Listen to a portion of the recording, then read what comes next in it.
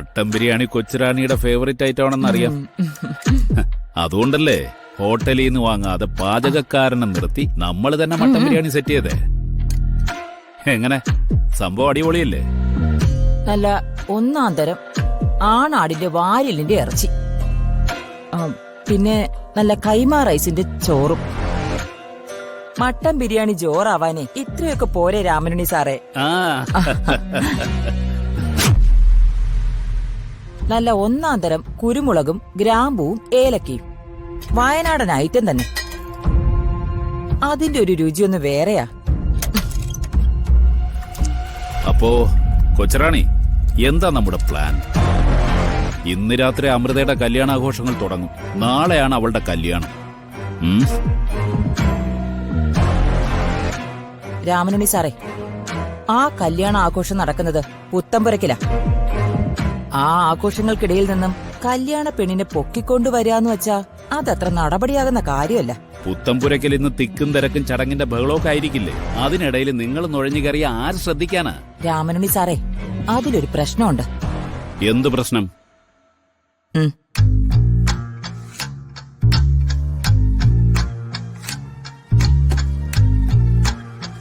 വീട്ടുകാരും അടുത്ത ബന്ധുക്കളും മാത്രമേ തലേന്നുള്ള ചടങ്ങിൽ പങ്കെടുക്കത്തുള്ളൂ. ആ ചടങ്ങിനിടയില് അപരിചിതരായ ഞങ്ങൾ നുഴഞ്ഞു കയറിയ പുത്തമ്പുരക്കിലേറെ ഞങ്ങളെ പൊക്കും. പണി പാളും. കൊച്ചുറാണി, ദേ അതൊന്നും എനിക്കറിയണ്ട. അച്യുതൻ നമ്പ്യാരുടെ ചെറുമോൾ എന്റെ കയ്യിലെത്തണം. കൊച്ചുറാണിക്ക് അതിന് കഴിയുമെന്ന് എനിക്ക് തോന്നിയതുകൊണ്ടാ ഗ്രീൻ കാർഡ് തന്നു കൊച്ചുറാണിയെ ഈ കളിയിൽ ഞാൻ ഇന്നാക്കിയത്. ഈ രാത്രിയെ പുത്തമ്പുരക്കിലേറെ ആഘോഷിച്ചോട്ടെ. നമ്മുടെ പണി തുടങ്ങുന്നത് നാളെ രാവിലെയാ. എടോ, നാളെ ആ പെണ്ണിന്റെ കല്യാണമാ. മുഹൂർത്തത്തിനു മുൻപ് കല്യാണ പെണ്ണിനെ കാണാതായാലോ?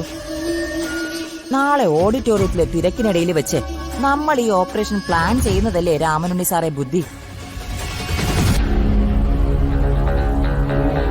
നാളെ കല്യാണം കൂടാൻ വരുന്നവരുടെ മുന്നില് അച്യുതൻ നമ്പ്യാർ അപമാനിതനായി തലകുനിച്ച് നിൽക്കണമെങ്കിൽ ആ കല്യാണ മണ്ഡപത്തിൽ നിന്ന് തന്നെ ആ പെണ്ണിനെ പൊക്കണം. ഇത് കൊള്ളാം കൊച്ചുറാണി, ഈ പ്ലാൻ ഫിക്സ്. കിട്ടിയോ? കിട്ടി. ജോത്സ്യൻ എന്ത് പറഞ്ഞു? ജനിച്ച ദിവസവും സമയം അറിയാതെ കൃത്യമായിട്ട് ജാതകം എഴുതാൻ പറ്റില്ലെന്ന് ആദ്യം പറഞ്ഞത്. പിന്നെ മാളുവിനെ നമുക്ക് കിട്ടിയ ദിവസം ജനിച്ച ദിവസമായിട്ട് വെച്ചു. കുമാറിന്റെ വീട്ടുകാർ ജാതകം ചോദിച്ചില്ലായിരുന്നെങ്കിൽ ഇതൊന്നും വേണ്ടി വരില്ലായിരുന്നു. ഇനി അവര് ചോദിച്ചാ കൊടുക്കാൻ നമ്മുടെ കയ്യിലുണ്ടല്ലോ ജാതകം.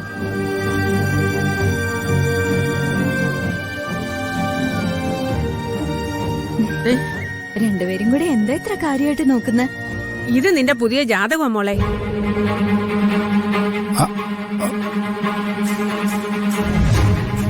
അല്ല മോളെ, പുതിയെന്ന് പറഞ്ഞാൽ പഴയ ജാതകൻ ക്ഷേത്രത്തിൽ കൊണ്ടുപോയി ഒന്നുകൂടെ പൂജിച്ചതാ മോളെ. അതിനാ ഇവളീ പറയുന്നത്. ആണോ? ആ.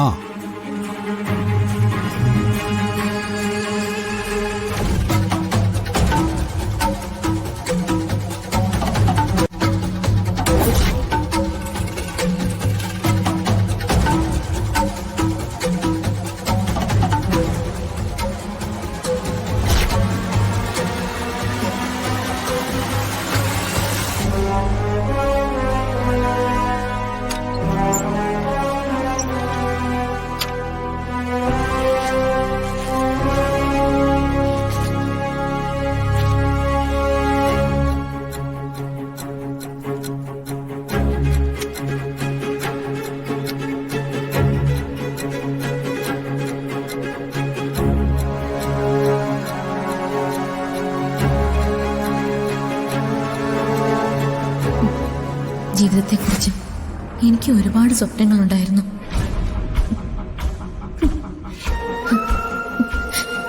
ഞാൻ ജീവിക്കാൻ ആഗ്രഹിച്ച ജീവിതവും എനിക്ക് ജീവിക്കേണ്ടി വരുന്ന ജീവിതവും ഈ രണ്ടിനും ഇടയിലുള്ള ദൂരമാണ് എന്നെ തോൽപ്പിച്ചത്.